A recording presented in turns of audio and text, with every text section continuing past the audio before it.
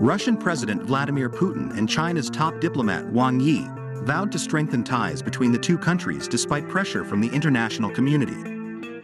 Reported by the Financial Times, Wang Yi's visit to Moscow highlighted the deepening ties between the Russian president and Xi Jinping as the war enters its second year. It is the first time a senior Chinese official has visited Moscow since Putin ordered a full-scale invasion of Ukraine last year. "We are ready to maintain our strategic focus and determination with Russia," Wang said during a meeting with Putin. Wang Yi added that the two sides will deepen political trust and strategic cooperation. Beijing has turned on the economy to Moscow under sanctions by the West by increasing purchases of Russian energy exports. China is also increasing the supply of technical components that Russia can no longer import from Western countries due to sanctions. China-Russia relations have withstood the pressure of the international community and developed in a very stable manner against the backdrop of a very complex and changing international situation, Wang told Putin. Wang Yi's trip was part of a diplomatic tour to Europe following the end of China's 3 years of isolation under Xi Jinping's zero-COVID policy. China is walking a middle ground between supporting its northern neighbor, Russia, and not alienating its main trading partner in Europe. Some analysts say Wang Yi's statement does not mean full support for Russia. Wang Yi did not mention in his statement the phrase "unlimited partners," said Yu Jia, senior research fellow at British think tank Chatham House. It's a shift that shows that Beijing is trying to put a bit of distance between China and Russia. The phrase "without borders" was used in a joint communique between Putin and Xi Jinping when they met in Beijing 20 days before Russia invaded Ukraine. The statement said there are no limits to China and Russia's cooperation, no no-go zones. Meanwhile, after meeting Wang Yi at the end of last week, U.S. Secretary of State Antony Blinken warned that China was considering supplying weapons to Russia. Beijing denies the accusations and accuses the West of fueling the conflict by supplying Ukraine with advanced weaponry. Ahead of his meeting with Putin, Wang also met Russian Foreign Minister Sergei Lavrov and Security Council Secretary Nikolai Patrushev in Moscow.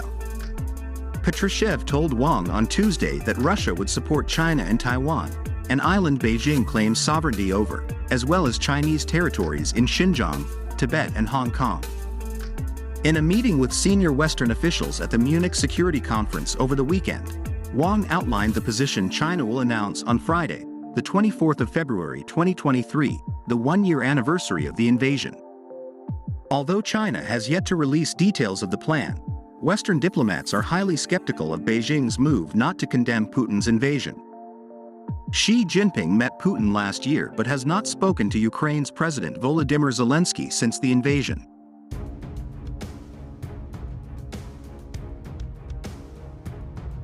Since Russia launched its attack on Ukraine on February 24, 2022, more and more Russians see Thailand as a place to new life. Tens of thousands of Russians have hoped to escape the threat of conscription in the war-torn economy by traveling to Thailand since the invasion began. Many of them are also looking for a new place to live in the land of the white elephant.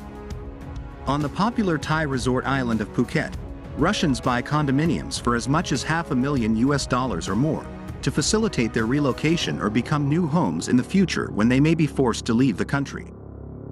Between November 1, 2022 and January 21, 2023, more than 233,000 Russians arrived in Phuket, according to data from Phuket International Airport. The figure makes Russians by far the largest group of visitors to Phuket. Phuket has long been a favorite winter escape for Russians, but property sales have soared since President Vladimir Putin last year ordered the first wartime mobilizations since World War II, suggesting many arrivals intend to stay more nature than the usual holiday time. "My clients are mostly young, 30 to 35.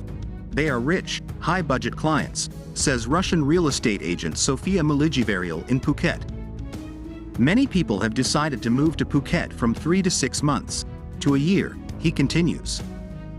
To live in Phuket, Russian migrants need housing, schooling, work and visas, where obtaining long-term residency rights can be difficult to achieve. For many new arrivals determined to find a new home in the midst of an ongoing war, money is not a problem.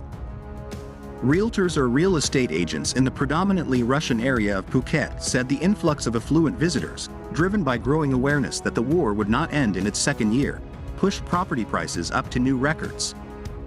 Luxury condos, which were available to rent for around $1,000 a month, can now triple that. Meanwhile, luxury villas on the market for $6,000 or more have been booked in the past year.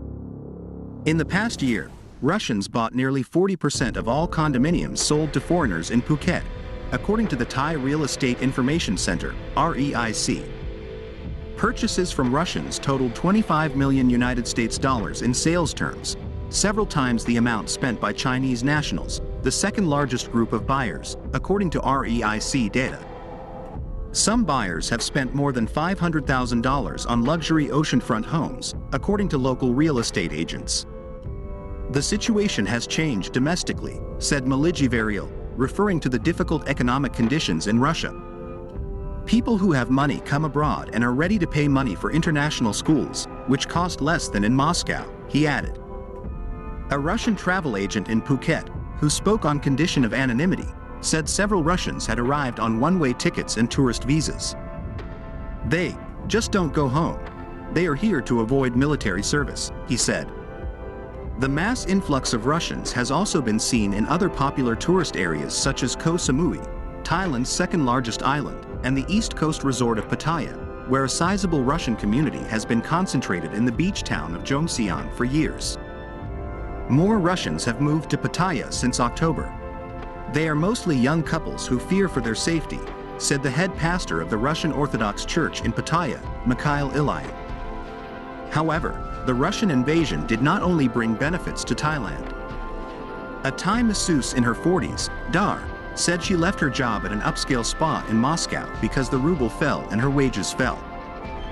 Dar has found a new job in Jomtien, where his rare language skills have won over Russian clients.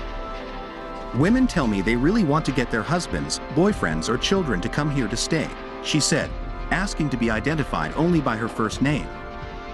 So they came first and looked for houses and tried to get visas for their men, he added. However, visas are not as easy to obtain as they used to be after a huge scandal came to light in November involving Thai immigration police helping Chinese mafia to bring thousands of people to Thailand through bogus jobs and volunteering schemes. That means Russians must apply for an expensive property ownership visa known as an elite card, which allows long-term stay for a family for about $25,000.